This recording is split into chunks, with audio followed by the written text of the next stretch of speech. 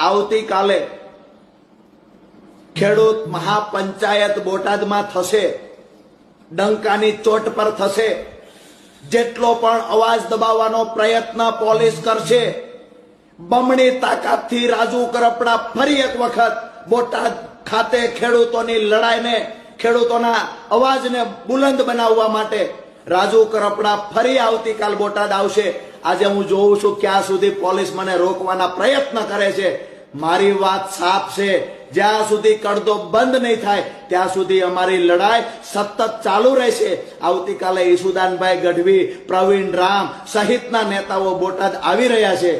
અત્યારથી જ હું અન્નનો ત્યાગ કરી અને અહીંયા મારા ઘર પર જ્યારે પોલીસ ઘરની બહાર સતત ચાપતી નજર રાખીને બેઠી છે, મને ઘરની બહાર નીકળવા દેવામાં નથી આવતો, બોટાદ પહોંચવા દેવામાં નથી આવતો, ત્યારે મારી પાસે ગાંધી ચિંધ્યા માર્ગે એક જ હથિયાર છે દોસ્તો।